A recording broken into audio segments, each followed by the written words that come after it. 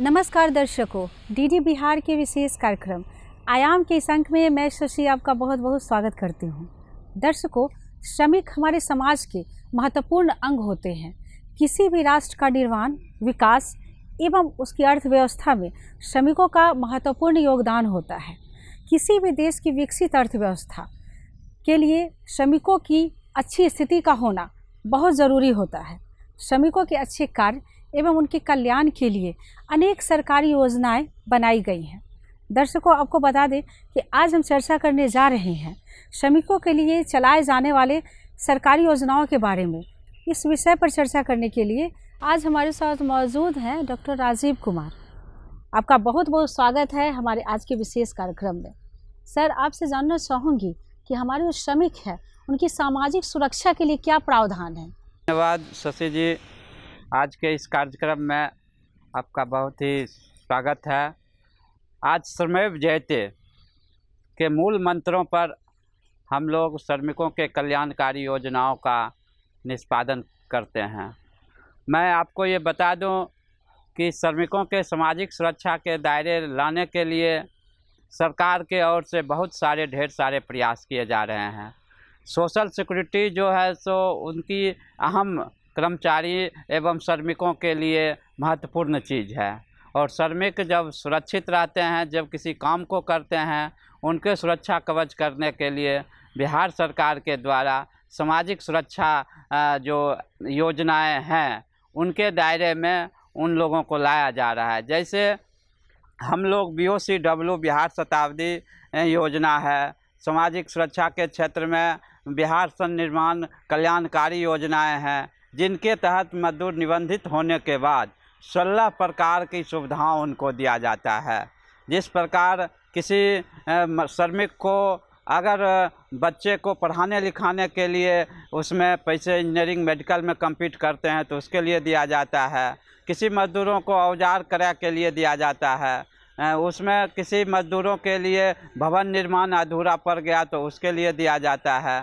किसी मजदूरों को मान लिया जाए कि किसी प्रकार उनको समस्याएं आती हैं तो उसमें पेंशन की भी व्यवस्था की गई है 60 वर्ष के बाद। और मजदूर हमारे देश हित के रहते हैं, इसलिए सरकार बारीकी से सामाजिक सुरक्षा के तहत उनको निबंधित बिहार निर्माण BOCW के तहत होना चाहिए। मैं अपील करता हूं सभी बिहार के मजदूर भाइयों को, वो आप बिहार सरकार के द्वारा चलाए जा रहे बिहार निर्माणकार कल्याण बोर्ड के तहत निबंधित हों और सामाजिक सुरक्षा के जो 16 आयाम हैं उनसे वह लाभ उठावें। सर, बिहार सरकार द्वारा प्रवासी श्रमिकों के लिए संचालित योजनाएं कौन कौन सी हैं? बिहार प्रवासी मजदूर दुर्घटना बीमा योजना में अगर हमारे मजदूर भाई जो प्रदेश में जाते हैं कमाने के लिए, अगर उनको वहाँ कोई दुर्घटना हो जाती है, दुर्घटना में भी इसमें बिहार सरकार ने वांछित कर दिया है कि चाहे सड़क दुर्घटना हो, ट्रेन में दुर्घटना हो, सांप काटने से हो, पानी में डूबने से हो, किसी कारखाना निर्माण में हो, गिर जाने से हो, तो ऐसे मजदूरों को बिहार राज्य प्रवासी दुर्घटना योजना 2008 के तहत आच्छादित किया जाता है। वह अपने गृह जिले में आवेदन करें। आवेदन करने के लिए भी पूर्णतः RTPS काउंटर जो भी ब्लॉक में है, जहाँ के निवासी हैं, वहाँ से अप्लाई करें और वह श्रम अधीक्षक के द्वारा होते हुए जिला पदाधिकारी महोदय स्वीकृति के आलोक में उनके खाते में 1 लाख रुपये की राशि दी जाती है।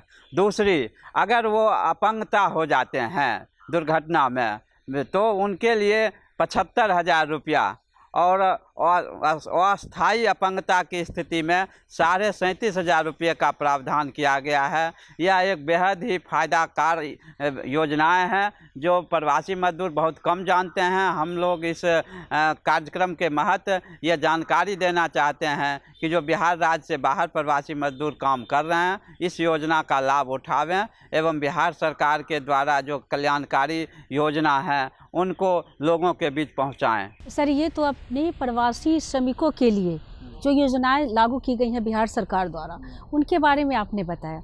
मैं आपसे ये जानना चाहूँगी, जो असंगठित श्रमिक हैं हमारे यहाँ के, उनके लिए क्या क्या योजनाएं हैं, उनके बारे में ज़रा आप हमारे दर्शकों को बताएं। शशि जी, बता दूं, असंगठित कामगार जो हमारे हैं, असंगठित मजदूरों की संख्या इस देश में बहुत ज़्यादा है। क्योंकि जो सेक्टर में काम करते हैं वो संगठित होते हैं किसी कारखाना फैक्ट्री में, लेकिन जो हमारे वैसे मजदूर भाई हैं जो डेली दैनिक न्यूनतम मजदूरी पर काम करते हैं वो संगठित कामगार होते हैं। उनके लिए बिहार सरकार के द्वारा असंगठित कामगार लेबर कार्ड योजना चलाया गया है, जिसमें आप निबंधित वैसे लोगों को कराएं, और बिहार शताब्दी योजना उनका नाम है। और असंगठित मजदूर लोग को कहीं भी अगर वह हमारे रजिस्टर्ड नहीं भी हैं, अगर कहीं कोई दुर्घटना या मृत्यु होती है तो उसमें भी 1 लाख रुपये का हम लोग प्रावधान किए हैं। वह हमारे श्रम संसाधन विभाग के किसी भी ज़िले के ऑफिस में जाएं और वहां आवेदन दें, और ये चीज़ वह मजदूर थे, कहीं काम कर रहे थे, किसी चिमनी में, किसी होटल में, किसी जगह मान लिया जाए कि भवन बनाने में, किसी फैक्ट्री में, अगर वो रजिस्टर्ड निबंधन भी नहीं है तो ऐसे असंगठित कामगारों के लिए भी सरकार बिहार शताब्दी कामगार योजना लागू की है। उनको भी हम लोग बेनिफिट देते हैं। और वैसे लोगों, मैं अपील भी वैसे मजदूरों से करना चाहता हूं, अगर वो रजिस्टर्ड हमारे हो जाएंगे BOCW बिहार सन निर्माण कार्य भवन कल्याण बोर्ड योजना के तहत, तो उनको 4 लाख रुपया देते हैं। अगर उसमें दुर्घटना नहीं, अगर वह संगठित हैं तो 1 लाख रुपये देने का प्रावधान है।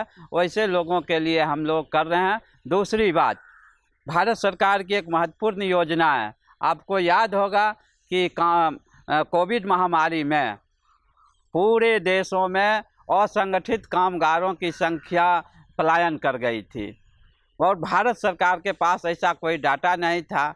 तो उस स्थिति में भारत सरकार या निर्णय लिया माननीय सर्वोच्च न्यायालय के आदेश पर कि ई श्रम पोर्टल पर का गठन किया जाए। उसमें अपने यहाँ से 10 लाख मजदूरों का ई श्रम पोर्टल पर निबंधित हुआ, जो असंगठित थे, जो कहीं काम कर रहे थे, लेकिन उनका कोई डाटाबेस नहीं था। ये सरकार बनाने जा रही है। और भविष्य में बता दूं, ये असंगठित कामगारों के लिए भारत सरकार के द्वारा एक योजनाएं प्रतिपादित हो रही है, जिसके तहत हम लोग उनको भी रजिस्टर्ड करके जो बीमा का लाभ कवरेज देने 2 लाख रुपये का जा रहे हैं। और तीसरी बात है कि बिहार में हम लोग एक ऐसा मजदूरों के को बहुत बड़ी सामाजिक सुरक्षा से कर रहे हैं, आयुष्मान भारत योजना, जो कि जन कल्याणकारी योजना है। और हर एक मजदूरों को, चाहे ESI से हो, हमारे जो मजदूर भाई के लिए अस्पताल है, तो जो हमारे निर्माण कामगार बोर्ड में रजिस्टर्ड मजदूर हैं, उन मजदूरों को 5 लाख रुपये का मुफ्त इलाज, आयुष्मान कार्ड जो बिहार सरकार उस प्रीमियम राशि स्वास्थ्य विभाग को वहन करती है, वो कार्ड बनवा करके वह अपना सामाजिक सुरक्षा एवं स्वास्थ्य का लाभ ले सकते हैं भारत के किसी भी बड़े अस्पतालों में जाकर। तो इतनी बड़ी योजना किसी देश में नहीं है जितनी बड़ी मजदूरों के सामाजिक सुरक्षा के लिए हमारे देश में आयुष्मान भारत योजना जो भारत सरकार का था, बिहार सरकार ने मुफ्त मजदूरों को उपलब्ध कराया है। और वह भी जो हमारे मजदूर निबंधित कामगार हैं, कुछ नहीं, वह हमारे यहाँ निबंधित हो जाएं और सरकार उनको कार्ड मुहैया करा देगी। सभी कॉमन सर्विस सेंटर पर जाएं और जो निबंधन का कार्ड लेकर, लेबर कार्ड लेकर जाएं और आयुष्मान भारत का कार्ड बनवा करके वो सुविधा, इलाज सुविधा का लाभ उठा सकते हैं। सर, क्या हमारे जो निर्माण श्रमिक हैं उनके लिए भी क्या कोई योजनाएं हैं बिहार सरकार में? घरेलू कामगार निर्माण योजना, जितने भी कंस्ट्रक्शन के वर्क हैं बिहार में, बिहार सरकार के द्वारा, चाहे पुल का निर्माण हो, मकान का निर्माण हो, चाहे पुलिया के अलावा कहीं ब्रिज बनने का काम हो, सड़क का काम हो, तो सारे निर्माण श्रमिक कैटेगरी में आते हैं। ईंट भट्ठे पर हो तो वैसे निर्माण श्रमिकों के लिए रजिस्ट्रेशन अनिवार्य है। और हमारे सभी ज़िले में श्रम विभाग के अधिकारी हैं जो सड़क निर्माण में लगे हुए हैं, वहाँ जाकर शिविर लगा करके, पंचायतों में शिविर लगा करके, स्थानीय जनप्रतिनिधियों से संपर्क करके एक डाटाबेस भी बन रहा है कि निर्माण श्रमिक इस गांव से कितने हैं। उन लोगों के लिए भी, संगठित कामगार जो भी हैं, उनके लिए भी रजिस्ट्रेशन किया जा रहा है। और वैसे रजिस्टर्ड लोगों के लिए सरकार की जो योजनाएं, 16 प्रकार की योजनाएं हैं भवन निर्माण की, उनसे वो आच्छादित किए जाते हैं और उनके भविष्य और सामाजिक सुरक्षा के तमाम चीज़ों को, चाहे राज्य सरकार के द्वारा या केंद्र सरकार के द्वारा, हम लोग आच्छादित करते हैं और निर्माण श्रमिकों को और 17 सितंबर विश्वकर्मा पूजा के दिन और मई दिवस के दिन वैसे निर्माण श्रमिकों को हम लोग राज्य स्तर पर, जिला स्तर पर सेमिनार करके सम्मानित करते हैं और उस निर्माण श्रमिकों के श्रमेव जयते की जो भी हैं उनको हम लोग आगे बढ़ाने का काम करते हैं। सर, आप हमें बताएं कि हमारे जो बंधुआ श्रमिक हैं उनके पुनर्वास के लिए कोई योजनाएं बनाई गई हैं और बाल श्रमिक के लिए भी क्या कोई योजनाएं हैं बिहार सरकार के पास? शशि सिन्हा जी, बहुत ही अच्छा क्वेश्चन है। मैं ये दर्शकों को ये बताना चाहता हूँ कि भारत सरकार और बिहार सरकार के द्वारा बंधुआ मजदूर उन्मूलन कार्यक्रम चलाई जा रही है और 2016 में एक कानून भी बना है केंद्र सरकार के द्वारा। वैसे तो 1967 से ही बंधुआ मजदूर प्रथा उन्मूलन में सरकार की भागीदारी है, लेकिन अब ये बहुत ही खुशी की बात है कि बंधुआ मजदूर प्रथा एवं इसका बहुत ही कम अब बिहार में और भारत में सर्वे के अनुपात में पाई गई है। इसीलिए अब बहुत कम जगहों पर बंधुआ मजदूरी प्रथा लागू है। कुछ एक जगहों को छोड़कर अभी भी कुछ शिकायतें आती है किशोरों एवं बच्चों के बीच में, और इसलिए शिकायत आती है कभी ईंट भट्ठा चिमनी पर कुछ मजदूरों को न्यूनतम मजदूरी नहीं दे करके ले जाया जाता है और बाद में शिकायत आती है कि वहाँ के जो मालिक हैं उनको बंधुआ बना करके रखे हैं। अगर ये परिस्थिति आती है तो हम लोग तत्कालीन वहाँ के प्रशासन को, उस डिस्ट्रिक्ट के जिला प्रशासन को, डीएम एसपी साहब जो रेसिडेंशियल उस मजदूर का है वहाँ से चिट्ठी जाता है और उनको मुक्त कराया जाता है और सरकार उनको तमाम सुविधाएं दी जाती है।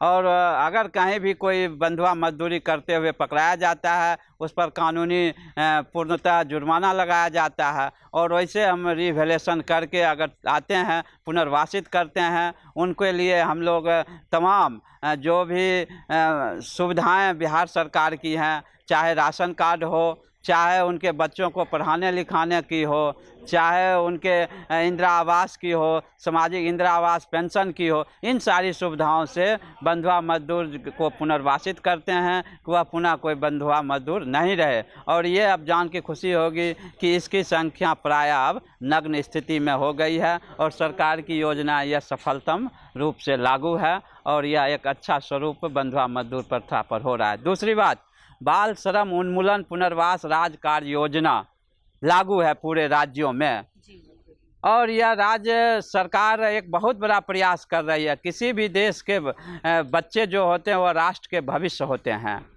और चाइल्ड लेबर शब्द हम प्रथा को समाप्त करने का प्रण लिए हुए हैं।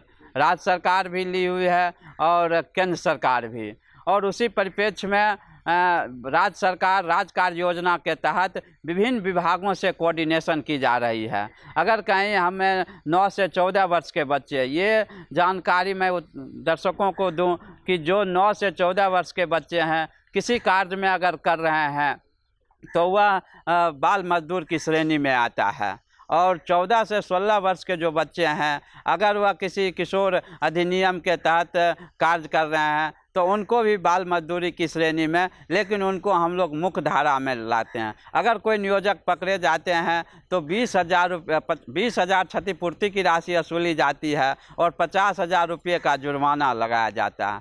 मैं यहाँ भी बता दूँ कि अगर कोई बाल श्रम अभिभावक भी अगर बच्चों से काम कराते हैं तो उनको भी 10,000 रुपये का जुर्माना एवं 2 साल का सश्रम कारावास भी है। तो ये सरकार की योजनाएं लागू हैं, इनको प्रचार प्रसार के माध्यम से, संस्थाओं के माध्यम से यह हम लोग प्रचारित करें। ये सरकार का काम नहीं है, ये समाज का भी काम है कि आप बच्चों जाकर के बाल श्रम के बारे में जो कुप्रथा है, बाल विवाह और बाल श्रम, इसे हम बिहार राज्य को मुक्त कराना है और सभ्य समाज में बच्चों का भविष्य का निर्माण करना है। सर, महिला श्रमिकों को क्या अधिकार दिए गए हैं और उनकी सुरक्षा के लिए क्या प्रावधान है? सर, मैं आपको ये बता देना चाहता हूँ कि महिला श्रमिकों के लिए 1981-82 में केंद्र सरकार के द्वारा सहायता अनुदान योजना का प्रतिपादन किया गया था और सभी राज्यों को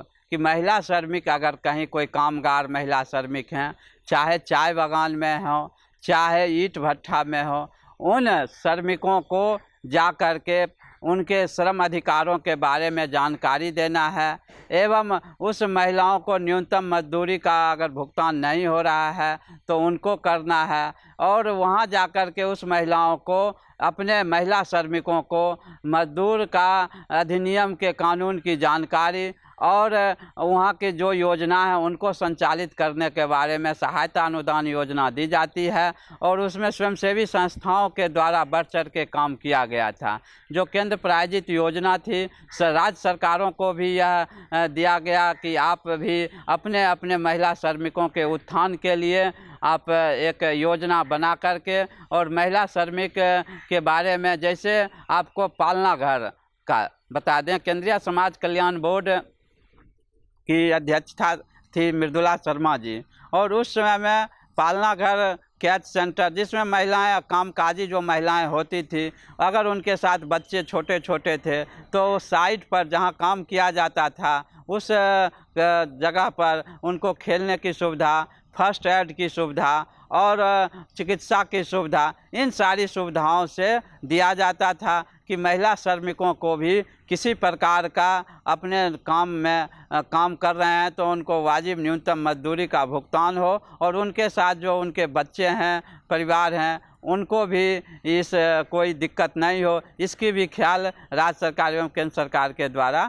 की गई है, जिससे महिला श्रमिक भी अब जागरूक होकर के पुरुष श्रमिकों के बराबर उनको जो मजदूरी है वह अभी दिया जा रहा है। बिहार के श्रमिकों का दूसरे राज्य में पलायन हो रहा है, इसके कौन कौन से कारण हैं? क्या इसे रोकना संभव है? देखिए शशि सिन्हा जी, मैं आपको ये बता दूं, बिहार के श्रमिकों का पलायन रोकने के लिए राज्य सरकार कटिबद्ध है। आपने अभी फ़िलहाल 2 साल पहले देखा होगा कि हमारे बहुत सारे कामगार कोविड में सूरत से, मुंबई से, दिल्ली से पैदल आ रहे थे। सभी दक्ष और स्किल थे और सभी लोगों को राज्य सरकारों के द्वारा रोजगार उपलब्ध कराने हेतु मुख्यमंत्री उद्यमी योजना शुरुआत की गई थी। उस समय में हम लोग 5 क्लस्टर हर एक ज़िला में बनाए थे।